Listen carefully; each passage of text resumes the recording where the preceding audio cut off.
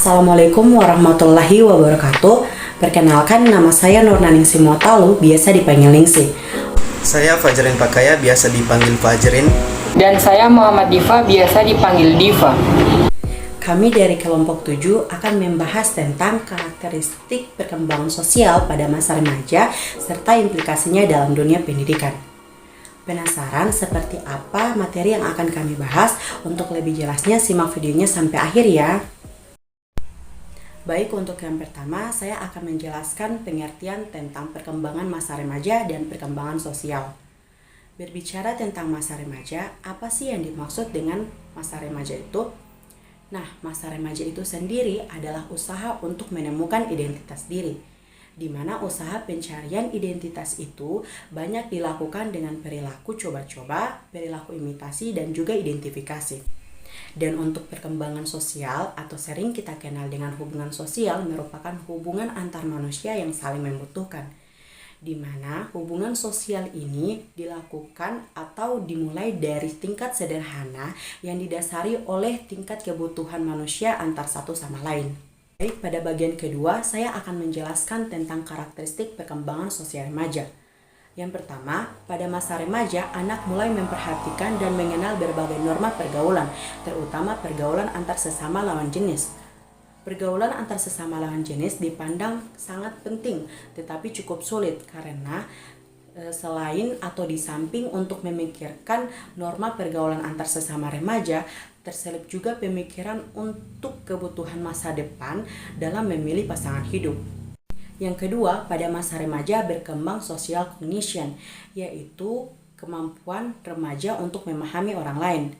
Di mana pada masa ini, remaja harus memahami orang lain sebagai individu yang unik, baik dilihat dari sifat pribadinya, nilai-nilai, perilakunya, serta perasaannya. Yang ketiga, menurut Erik Erikson, pada masa remaja terjadi masa krisis, yaitu masa pencarian jati diri. Dia berpendapat bahwa pencarian jati diri itu didorong oleh sosiokultural, sedangkan menurut Freud bahwa penemuan jati diri itu didorong oleh dan berorientasi pada kepentingan seksual. Yang keempat, pada masa remaja berkembang sikap konformit, yaitu kecenderungan untuk menyerah atau mengikuti opini, pendapat, nilai, kebiasaan, kegemaran, ataupun keinginan orang lain.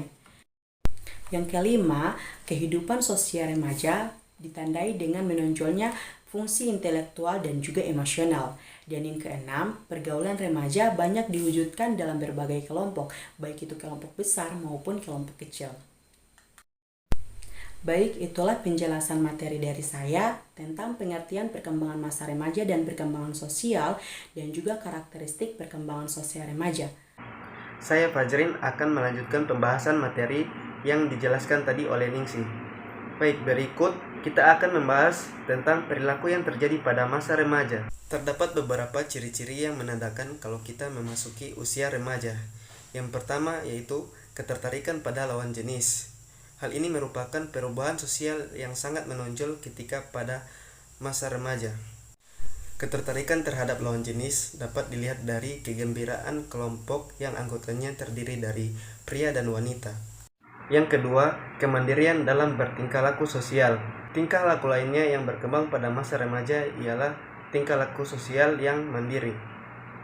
Artinya, seorang remaja memilih dengan siapa dia harus berteman. Yang ketiga, kesenangan dalam berkelompok. Artinya, seorang remaja senang berkelompok seperti kelompok teman dekat, kelompok terorganisasi, kelompok geng, dan lain-lain. Itulah perilaku-perilaku yang berkembang pada masa remaja. Selanjutnya, yang berikut ini merupakan pengaruh perkembangan sosial terhadap tingkah laku. Pikiran remaja sering dipengaruhi oleh ide-ide dari teori-teori yang menyebabkan sikap kritis terhadap situasi dan orang lain, termasuk orang tuanya. Setiap pendapat orang lain sering dibandingkan dengan teori yang diikuti atau diharapkan. Hal ini menyebabkan munculnya perasaan tidak puas atau putus asa. Di samping itu, ternyata pengaruh egosentris masih terlihat dalam pikiran remaja. Di antaranya, dapat menyebabkan kekakuan para remaja dalam cara berpikir maupun bertingkah laku. Persoalan yang timbul pada masa remaja adalah banyak pertalian dengan perkembangan fisik yang dirasakan mengganggu dirinya dalam bergaul, karena disangkanya orang lain sepikiran dan tidak puas mengenai penampilan dirinya. Hal ini menimbulkan perasaan seperti selalu diamati orang lain, perasaan malu, dan membatasi gerak-geriknya. Akibat dari hal ini dapat menyebabkan tingkah laku yang canggung. Itulah pengaruh perkembangan sosial terhadap tingkah laku pada masa remaja. Materi selanjutnya akan dijelaskan oleh teman saya, Diva. Baik, saya Diva akan melanjutkan penjelasan materi dari teman saya Fajrin. Faktor yang mempengaruhi perkembangan sosial remaja. Faktor yang mempengaruhi perkembangan sosial remaja terbagi menjadi 6. Yang pertama, keluarga. Keluarga merupakan lingkungan pertama yang memberikan pengaruh terhadap berbagai aspek perkembangan anak, termasuk perkembangan sosialnya. Kondisi dan tata cara kehidupan keluarga merupakan lingkungan yang kondusif bagi sosialisasi anak. Di dalam keluarga berlaku norma-norma kehidupan keluarga, dan dengan demikian pada dasarnya keluarga merekayasa perilaku kehidupan budaya anak. Yang kedua, kematangan anak. Dalam bersosialisasi memerlukan kematangan psikis dan psikis. Untuk mampu mempertimbangkan dalam proses sosial, memberi dan menerima pendapat orang lain, memerlukan kematangan intelektual dan emosional. Yang ketiga, status sosial ekonomi. Kehidupan sosial banyak dipengaruhi oleh kondisi atau status kehidupan sosial keluarga dalam lingkungan masyarakat.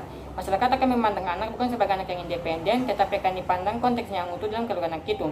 Secara tidak langsung, pergaulan sosial anak, masyarakat, dan kelompoknya akan mempertimbangkan norma yang berlaku di dalam keluarganya, sehingga anak akan menjaga status sosial dan ekonomi keluarganya. Yang keempat, pendidikan. Pendidikan merupakan proses sosialisasi anak yang terarah. Karena pendidikan merupakan proses pengoperasian ilmu yang normatif, akan memberikan warna kehidupan sosial anak dalam masyarakat dan kehidupan mereka di masa yang akan datang. Yang kelima, kapasitas mental, emosi, dan inteligensi. Kemampuan berbicara banyak mempengaruhi berbagai hal seperti kemampuan belajar, memecahkan masalah, dan berbahasa. Anak yang berintelektual tinggi akan berbahasa yang baik dan benar. Oleh karena itu, kemampuan intelektual tinggi, kemampuan berbahasa yang baik, dan kemampuan pengendalian emosional secara seimbang akan mempengaruhi perkembangan sosial remaja. Yang keenam, pengaruh teman sebaya. Kelompok teman sebaya memungkinkan remaja belajar keterampilan sosial, mengembangkan minat yang sama, dan saling membantu mengatasi masalah guna mencapai kemandirian. Teman sebaya dijadikan tempat memperoleh dukungan dan kekuatan guna melepaskan diri dari ketergantungan terhadap orang tua. Materi terakhir yakni implikasi perkembangan sosial remaja terhadap penyelenggaraan pendidikan. 1. Di lingkungan keluarga. Dalam lingkungan keluarga terbagi menjadi 3, yaitu pola asuh bina kasih, pola asuh unjuk kuasa, dan pola asuh lepas kasih. Yang pertama, pola asuh bina kasih, yaitu pola asuh yang diterapkan orang tua dalam mendidik anaknya dengan senantiasa memberikan penjelasan yang masuk akal dalam setiap keputusan dan perlakuan yang diambil oleh anaknya. Yang kedua, pola asuh unjuk kuasa, yaitu pola asuh yang diterapkan orang tua dalam mendidik anaknya dengan senantiasa memaksakan kehendaknya untuk dipatuhi oleh anaknya meskipun anak tidak mau menerimanya.